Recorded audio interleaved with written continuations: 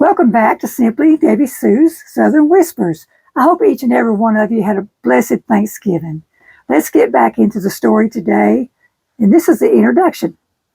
In the quiet folds of the Appalachian Mountains, where mist clings to the morning and stories settle like dew on porch rails, there's a tradition older than memory, the ringing of the blessing bell. It's not a church bell nor a school bell. It's a humble chime hung from a cedar post, rung only when someone wants to thank the Lord out loud. This story follows young Willowfern Honeycutt, a girl with a heart full of wonder and a pocket full of prayers. When her family faces a season of hardship, Willowfern decides to ring the bell, not for help, but for gratitude. What follows is a ripple of kindness that spreads through her mountain town like sunlight through dogwood branches.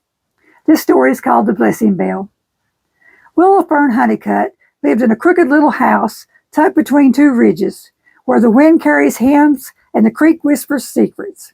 Her mama kept a garden of marigolds and mustard greens, and her daddy carved walking sticks for folks who lost their stride.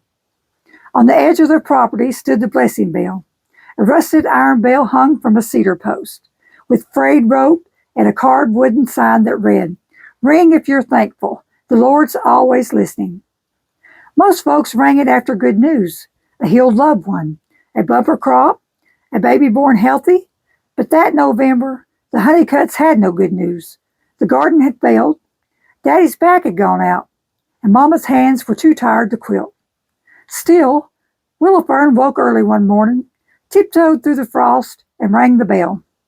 The sound echoed through the valley, soft, steady, and sure. It wasn't loud, but it lingered. Miss Birdie at the general store paused mid-sweep. Pastor Amos looked up from his sermon notes. Even the stray hound behind the diner lifted his head. Later that day, a knock came at the Honeycutt's door. It was Miss Birdie, holding a basket of canned peaches and cornbread. "I heard the bell," she said. "Figured someone needed a little sweetness." Then came Pastor Amos with firewood. Then came the Jenkins boy with a sack of potatoes. Each visitor said the same thing. "I heard the bell," but it didn't stop there. The next Sunday, Pastor Amos stood behind the pulpit and told the story of Willowfern's bell. She rang it not for help, he said, but for thanks. And that kind of faith, it moves people. That week, the town of Stone Hollow started ringing their own bells. Miss Birdie hung one outside the store. The schoolhouse added one near the flagpole. Even the diner strung up a cowbell by the back door. Folks rang them for birthdays, for answered prayers, for the first snowflake of the season. And every time a bell rang, someone showed up with kindness. One snowy morning, Willowfern found a note tucked inside her coat pocket at church.